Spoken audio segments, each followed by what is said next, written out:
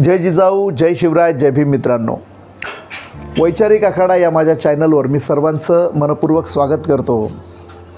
माझे विचार माझी ताकद या सत्रामध्ये मी पहिला विषय घेतला आहे बौद्ध धम्माच्या अस्तित्वाचा लढा. मित्रांनो, बौद्ध गया हे बिहारमधील सुप्रसिद्ध जगप्रसिद्ध ठिकाण आहे, जिथे इसवी सन पूर्व 528 मध्ये तथागत गौतम बुद्धांना बोधी वृक्षाखाली ज्ञान प्राप्त झाले. त्यानंतर सम्राट अशोक यांनी इसवी सन पूर्व 230 मध्ये इथे पहिलं महाबोधी विहार स्थापन केलं, निर्माण केलं. पुढील अनेक दशकांपर्यंत महाबोधी विहार हे बौद्ध भिक्षूंच्या ताब्यात होते. 11व्या शतकात मुस्लिम आक्रमणामुळे महाबोधी विहाराचे मोठे नुकसान झाले. 16व्या शतकात ब्राह्मण पंडितांनी महाबोधी विहारावर बळजबरीने ताबा मिळवला आणि त्यानंतर ब्राह्मण पंडितांचा इथे मुजोरी सुरू झाली. बौद्ध भिक्षूंना महाबोधी विहारात उपासना करण्यास मनाई करण्यात आली. महाबोधी विहार हिंदू पंडितांच्या मंदिरांसारखं वापरण्यात येऊ लागलं. यावर सर्वप्रथम आवाज उठवला तो श्रीलंकेचे विचारवंत अनागरिक धम्मपाल यांनी. त्यांनी 1891 मध्ये महाबोधी सोसायटीची स्थापना केली आणि ब्रिटिश सरकारकडे विनंती केली, मागणी केली की महाबोधी विहार हे बुद्धांचं पवित्र स्थळ आहे आणि ते बौद्ध समुदायाकडे द्यावे. परंतु ब्रिटिश सरकारने त्यांच्या मागणीकडे दुर्लक्ष केले. 1920 मध्ये बुद्धगया येथे काँग्रेसचे अधिवेशन सुरू होते. त्या अधिवेशनात काही भिक्षू संघाने गांधीजींची भेट घेतली आणि त्यांना विनंती केली की महाबोधी विहाराचा ताबा हा बौद्ध समुदायाकडे द्यावा. मात्र गांधीजींनी देश स्वतंत्र झाल्यानंतर यावर विचार विनिमय करू असे सांगितले. तो दिवस आणि आजचा दिवस महाबोधी मुक्ती आंदोलन आजही सुरूच आहे.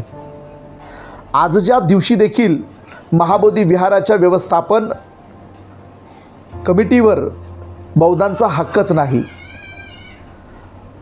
बौद्धांचा हक्क या विहारावर असावा या मागणीकरिता बौद्ध भिक्षूंचे सध्या आंदोलन सुरू आहे आणि गेले अनेक दिवस भिक्षू संघ महाबोधी विहाराबाहेर उपोषण करत आहे. तथागत गौतम बुद्धांच्या मूर्त्या, फोटो, डॉक्टर बाबासाहेब आंबेडकरांच्या मूर्त्या, फोटो घेऊन ते भिक्षू संघ विहाराबाहेर उपोषण करत आहेत.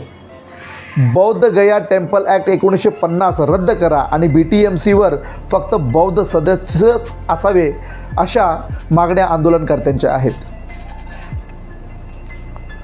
बुद्धगया विहार ॲक्ट 1949 हा बिहार सरकारने लागू केलेला कायदा आहे, ज्या अंतर्गत बौद्धगया विहार व्यवस्थापक कमिटी अर्थात BTMCची स्थापना करण्यात आली.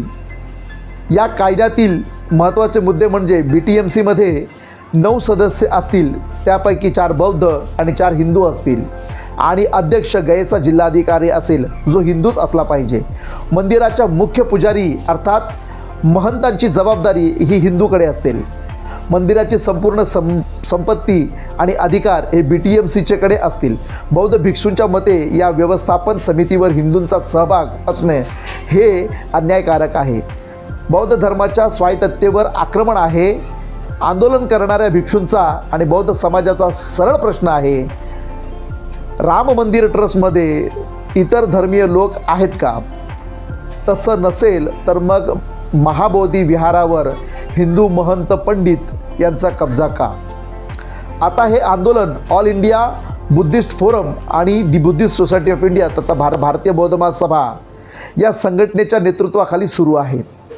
बिहारचे मुख्यमंत्री नितीश कुमार यांना संघटनेच्या वतीने 2दा पत्र पाठवण्यात आलं आहे, पण त्यांनी कोणतेही ठोस निर्णय घेतलेला नाही.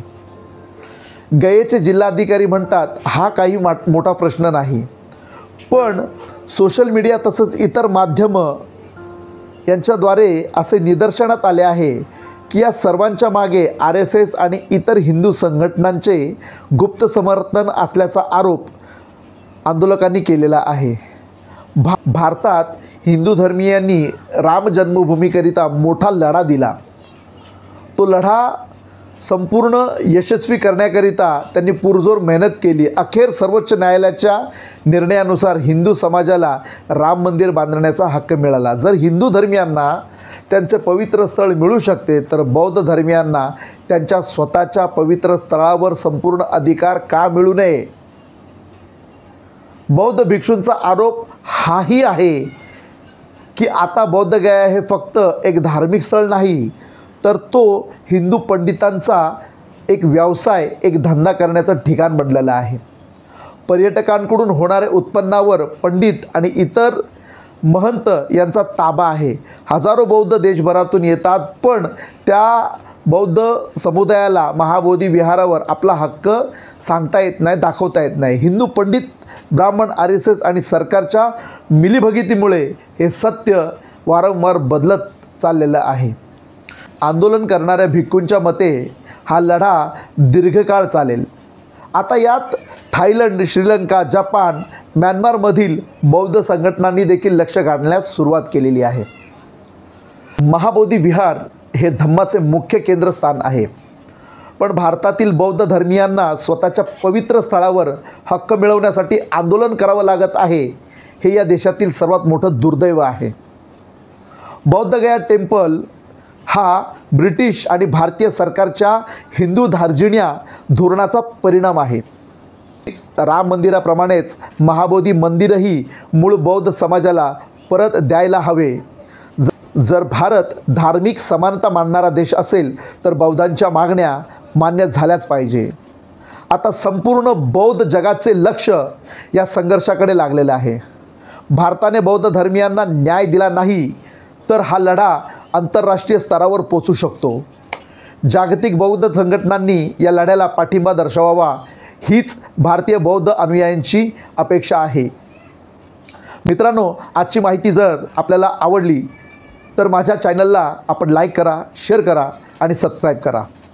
जय जिजाऊ, जय शिवराय, जय भीम.